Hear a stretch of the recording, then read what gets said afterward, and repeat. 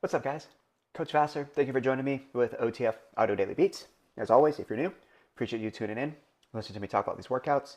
If you find this insight valuable and helpful, let me know. Information is in the description to support me as well. If you have any feedback, of course, let me know as well. We're going to talk about Saturday the 13th, which will repeat on Sunday the 28th. 2G is a switch template, 3G is not. We'll see endurance on the treads, strength on the row, power on the weight floor. We'll talk about the 2G, talk about the 3G, and then wrap it on up. So on the treads today, we'll see them twice. Your goal in each time is to maintain your push speed or your incline. On the rower, you'll be there twice as well, and we're trying to collect as much distance as possible at 24 strokes per minute. And then on the floor, you have two blocks focusing on power. We load up with an exercise, remove the weight, and then focus on being explosive to add that power focused. You do need the benches out, so just be aware of that. For the setup today, do recommend putting wipes on the treadmills, and then either have wipes very easily accessible for the floor group or have wipes at their floor station already, because you have 2 minutes to transition and rotate the room each time. So just keep that in mind. So the flow of class, you're going to have someone, if they start on the treads, you're going to do treads, floor rower, treads, floor rower, and then they're done. So we're looking at the treadmill portion. Block 1 is going to be 10.5 minutes long. They have 3 rounds of a 90-second push and a 30-second base. After the third round, they'll jump right into a 1-minute push, 30 all out. So still 90 seconds of recovery, but then that ends the block, and then they'll transition to the weight floor. The goal here is to maintain the push and then adjust their base to make sure they can have that heart rate trend downward during those 90-second base efforts. So power walkers start at 6% or greater, joggers and runners anywhere from 1 to 2 of their base speed. Bikes and striders keep it at least 3 to maybe 4 gears over their base. Okay, definitely see that high green midway through, maybe start tapping into that orange about the final 30 seconds or so, maybe near the end. Either way, during that 90-second base, definitely have members check in with how they're feeling about 20 to 30 seconds in, see where that heart rate response is, and then over the next minute or so, hopefully it starts to trend downward. If not, next round, definitely pull back slightly from their base. Okay, round 2, maintain their push. At the end of round 2's push, that's when the weight floor shuts down. You'll get them set up on the next block, and treads are at their 90-second base for the second time. Do they need to adjust? Hopefully, maybe, maybe not. Depends on them and how aggressive they were on that push. And then they have their third attempt, push base. After that, 1-minute push. I would just keep it simple and have people repeat their push, trying to maintain it. That way they can build that confidence as it leads them into a 30-second all out, because they won't be as fatigued since the work is shorter before they make a change. For that all out, of course, 10% or greater, 2 or more of their base speed, bikes and striders, 6 gears over base, and then they're shutting down. From that point, they have 2 minutes for you to get everyone to move around the room and then get them set up and then tackle the next portion. We'll talk about the next tread block, and then we'll go over the weight floor stuff. So on the second time they come back to the treads, very similar in terms of the goal of maintaining the push and adjust the base. But the push is now shorter, and there's going to be 4 rounds instead of 3. So 1-minute push, 90-second base. This is a new block, so they could reestablish a push that they want to try to maintain. At the very least, knowing that it is a shorter push, maybe they could maintain what they did in block 1, and it might be a challenge to maintain that for an extra round. So there's a lot of different ways to kind of cater it to your members, depending on how much they like a challenge, how much they kind of shy away from that, so on and so forth. So 4 rounds there, push base, all that fun stuff. After the 4th round, just like before, they'll go into a 1-minute push and then a 30-second all out. And that will shut down the treads. Now, when we talk about the weight floor and the rowers here, we're going to see a shorter 4.5-minute block on the weight floor of 2 movements. They'll rest and then they'll repeat. And then after that, they have a 90-second transition to go to their next section on the rower, but they do need some dumbbells over there. So looking at block 1 on the weight floor, they're going to do that single arm half kneel to stand, 5 with each leg. So whichever knee is on the ground, the dumbbell's on that side. I encourage them to start in that bottom position, use that kneel pad as a target, have their knee rest on that kneel pad, completely kill any momentum, any bounce, and then from there, drive through that front leg, stand up tall, feet side by side, core braced, and then step back, control that descent back down, and then rest the knee back on that pad. Okay, very challenging movement because obviously people lose that kind of range of motion as we get older. The way I approach it for some members is this is how you get down to tie your shoes without thinking about it, you know, unless you lean over. A lot of times you do have to kneel down and tie your shoes. So we're just training that and having that strength to be able to stand up out of that position. That's something that we lose as we age. You'll do 5 on one side, 5 on the other, and then immediately into the tall kneel squat to jump. So this is one where they're going to start with both knees on the floor. I also like to use the kneel pad for this, so the knees are on the pad. That way members could see me as I do the setup. When I bring one leg up, I put my foot in front of the pad, then the other foot in front of the pad, so I could stay low in that deep squat position, then jump up. Then I step back down and then go back to my knees. That's one. They have 5 there. If, of course, that jump is not going to happen today, they could do, like from that squat position, come up, squat to toes. If they don't have that hip mobility to bring that leg and around, you could have them do squat to toes and just keep it like that. Either way, try to be quick and explosive, earn that rest, and they do it again. With 4.5 minutes here, probably only 2, maybe 3 attempts, honestly, though. When we go to the next part, they do need to take dumbbells with them to the rower. They're going to see a front raise into an upright row, so some anterior and posterior delts, so smaller muscle groups, 6 reps, but really if you break it down, it's 12, 1, 1, 2, 2.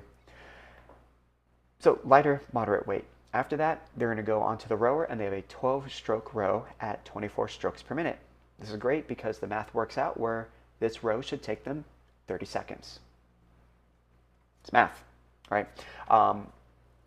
What I like to have people do is after that 12th stroke, rack their handles, they get off the rower, they go into the next exercise. When they get back on the rower, check their distance because that carryover is something that they created. So try to match or beat their carryover distance on the next attempt. Here it's also only 4.5 minutes, so they'll probably only get about 2 rounds, maybe 3 rounds of the dumbbell exercise, but not quite through a 3rd round on the rower. Okay. Of course, if they start before you launch the treads into their next push, so that 90-second transition, if they get started sooner, they'll probably get through 3 rounds. The second floor block, after they do the treads and everything, we're going to see the single arm, contralateral, single leg, lateral step up. So one dumbbell is on the side, outside of the bench. Inside leg is on the bench. As they step up, step back down, they do 5, then they turn around, do 5 on the other, and then that pairs up with the lateral bound with the stick it. So the idea here is they explosively jump to the side, land on one foot, hold their balance for a count of 2, and then explosively jump back, hold their balance, count of 2. And they do land on one foot and hold that one position. Once they do those 2 movements, they're going to take a recovery, and then they're going to have the bench straight leg raise for 10 reps. Members could do this starting with the legs up, which is how I like to have my members do it, so that way they could feel their lower back glued to the floor, and then lower the legs when they feel their back pop up. That's probably as low as they need to go because their hip flexors are taken over and they're not using their abs to control the descent. So you could have members do it with their knees bent, make it a little bit easier to bend from the hip, and then they use less hip flexor. Of course, if they have really strong core and they have good mobility on the hips, they could bring those legs down past the bench and then bring it all the way back up.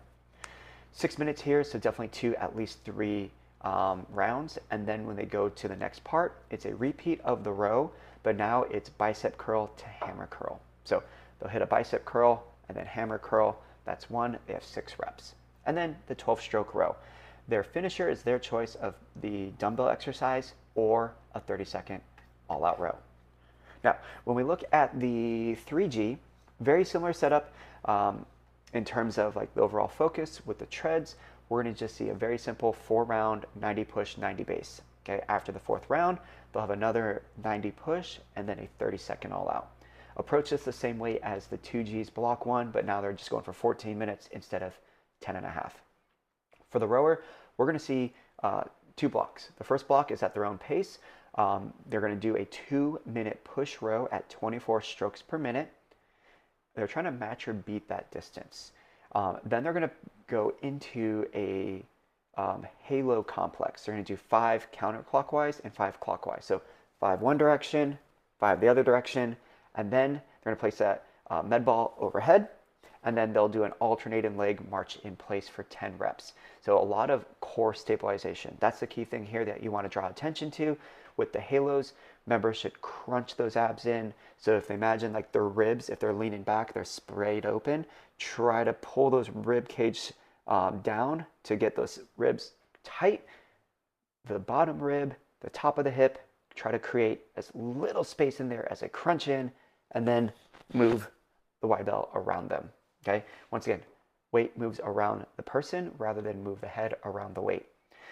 After the march in place, they go back to their 2-minute push row, same stroke rate, try to match or beat their distance. Okay, so can they be consistent on leg drive?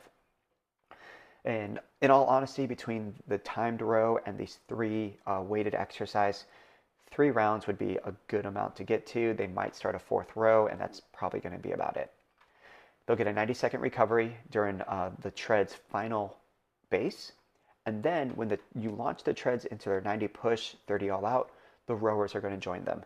The rowers are going to do a 2-minute stored program, and they are trying to do a 90-second push row at 24 strokes per minute, and then increase the leg drive to get that very uncomfortable feeling, but keep their stroke rate at 24 for the final 30-second all out. Knowing that we increase the intensity during the final 30, hopefully that allows them to do more distance compared to what they were doing in block 1. Now for the weight floor, unique setup here because we're going to take the 2 compound movements that we did over at the rowers in 2G, and we're going to do that as a buy-in at the beginning. So they'll have 45 seconds of bicep curl hammer curls, 45 seconds of front raise upright row, and then they will do those as the finisher at the very end. Those are the piece of the bread of the sandwich.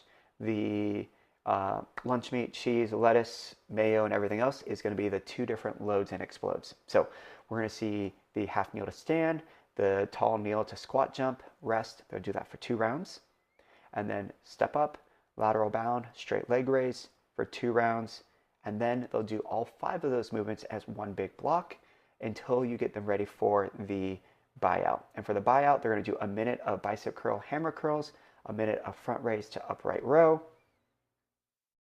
And then for the final 30 seconds, they just keep working, okay? Because really that final 2 minutes, that starts when the treads are doing their 90 push. So 90-second push, they're doing their 1 minute bicep curl to hammer curl. Treads, you got 30 seconds left. Wait for, switch, front raise to upright row. And then they'll do that for the final minute. Halfway through that minute is when the treads and rowers do their all out. So be mindful of that, just a little bit unique setup when it comes to the time domains. So you are kind of having to juggle your cues of who's launching when, and just be aware of that. Other than that, that's all I got for you guys for this workout. Once again, we're going to see this one on the 13th, which is Saturday, and then it will repeat on the 28th on Sunday. Coach it down.